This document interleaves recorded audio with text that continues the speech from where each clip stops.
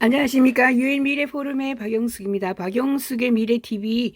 오늘도 AI넷에 올라온 기사를 여러분들에게 소개합니다. 살을 빼려면 돼지처럼 먹어라. 아무튼 재미있는 이야기죠. 살을 빼려면 돼지처럼 먹어라.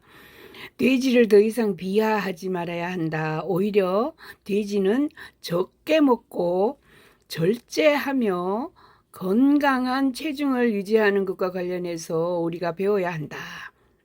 재밌죠? 예. 에너지 균형은 체중 증가의 가장 큰 중재자이다. 살을 빼고 싶다면 오잉크 다이어트를 해라. 돼지를 오잉크라고 그럽니다. 우리나라에서는 돼지가 꿀꿀꿀꿀 운다고 이야기하죠. 미국 영어에서는 돼지가 오잉크 오잉크 오잉크 오잉크 이렇게 운다고 합니다. 그래서 오잉커 다이어트, 돼지를 모델로 한 식이요법을 다이어트 요법으로 지금 내놨습니다. 돼지는 일반적으로 냄새나고 더럽고 뚱뚱하다고 생각한다. 그렇기 때문에 누군가를 돼지에 비유하는 것은 모욕이다. 알고 있죠, 여러분?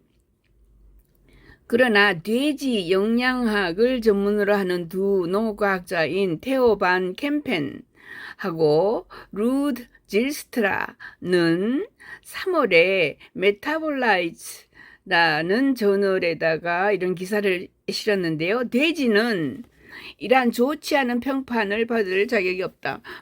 받을 수가 없다. 더 좋다 이 말이죠. 오히려 특히 건강한 체중을 유지하는 것과 관련해서 무언가 우리가 배워야 한다. 배워야 하는 것은 바로 우리 인간이다. 이렇게 이야기해요. 돼지는 우리 대부분에게 땅딸해 보일 수 있지만 일반적으로 비만 문제는 없습니다. 연구에서 음식에 대한 무제한적인 접근이 주어졌을 때에도 돼지는 돼지같이 먹지 않았습니다. 그들은 보통 이른 아침과 늦은 오후에 집중적으로 하루 종일 여러 번 더 양이 적은 양의 식사를 선택을 합니다.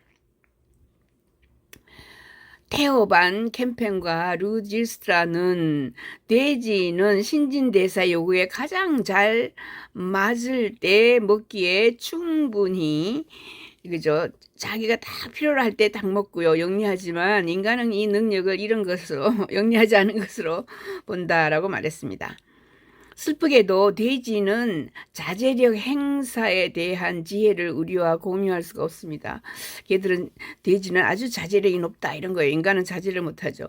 그러나 우리는 우리에게 적용할 수 있는 웨이트 레슨을 분별하기 위해서 행동과 식단을 연구할 수 있습니다. 돼지처럼 먹기를 해야 된다. 돼지처럼 먹읍시다. 결국 돼지는 다양한 면에서 인간과 매우 유사하다.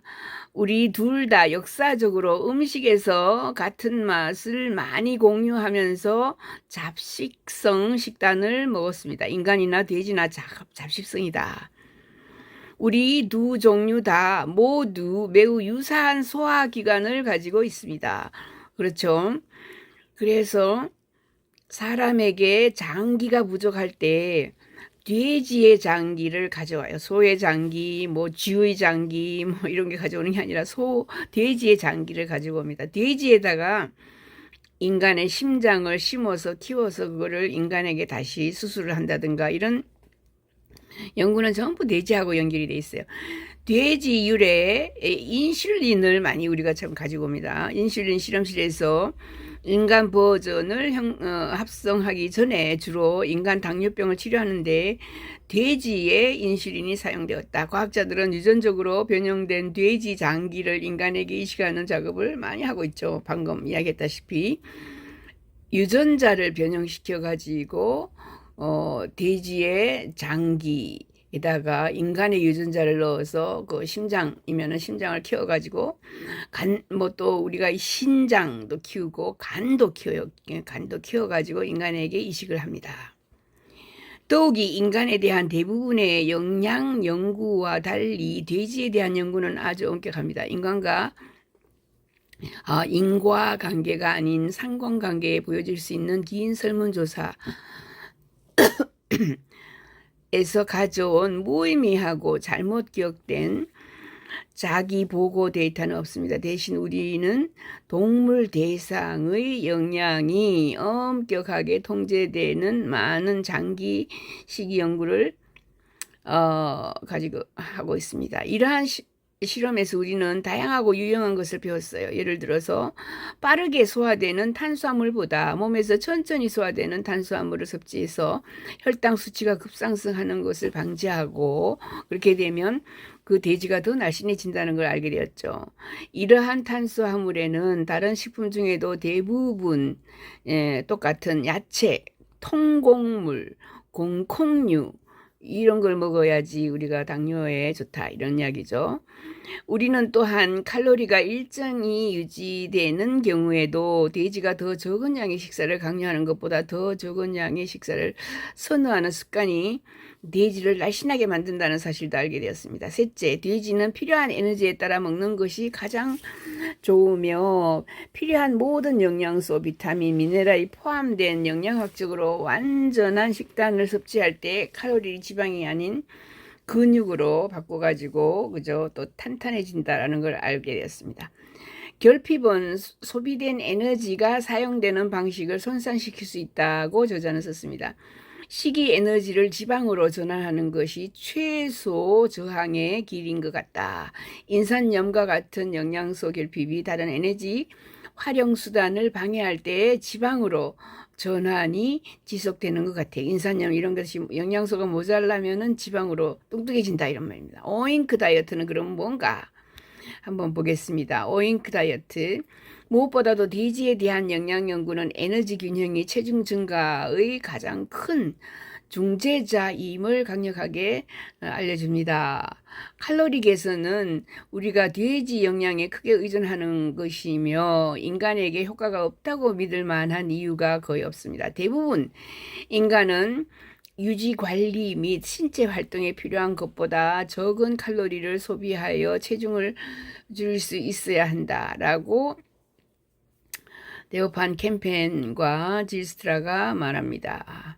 이러한 모든 결과를 돼지를 모델로 한 식이요법 오잉크 다이어트 또는 피기 프로토콜, 피기는 픽, 돼지란 뜻이에요. 피기 프로토콜과 같은 기억하기 쉬운 이름으로 추출할 수 있다면 아마도 다음과 같은 것일 것입니다. 느리게 소화되는 탄수화물에 거의 모든 탄수화물과 함께 5 내지 6회의 작은 식사를 통해 매일 식사의 간격을 조금 두고 5-6번 먹는 게 좋다. 1일 종합 비타민도 아프지 않을 수 있다. 보충제는 다른 거는 필요하지 않아야 하고, 그죠? 이런 종합 비타민 같은 것도 섭취를 해야 된다. 가장 중요한 것은 지방이 과도하게 증가하는 경우에 칼로리 섭취를 줄여야 한다.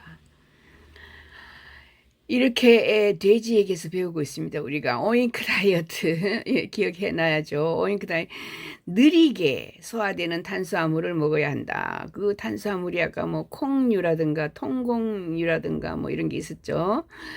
예, 1일 종합 비타민도 적당히 섭취를 해야 한다, 이런 거고.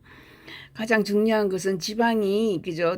살이 뚱뚱해지면은 칼로리 섭취를 줄여야 한다. 칼로리 섭취를 일단 줄여야 합니다. 그러니까 먹는 거로 조절을 해야 됩니다.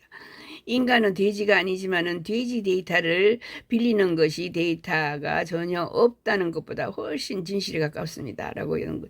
그러니까 돼지를 많이 연구해서 사람은 연구를 그렇게 할 수가 없어요. 그죠? 먹였다가 안 먹였다가 뭐 줬다가 안 줬다가 또 비타민을 줬다가 안 줬다가 뭐 이렇게 할 수는 없는데, 돼지는 우리의 모델이 되어서 우리가 연구를 하기가 쉬운 거죠. 그래서 돼지를 연구를 해봤더니, 그죠? 피기 프로토콜 혹은 이걸 가지고 오잉크 다이어트라고 하는데, 돼지 다이어트를 하면은 느리게 소화되는 탄수화물을, 그죠? 거의 5, 6회에 작은 조금씩 먹어라. 여러 번 먹어라.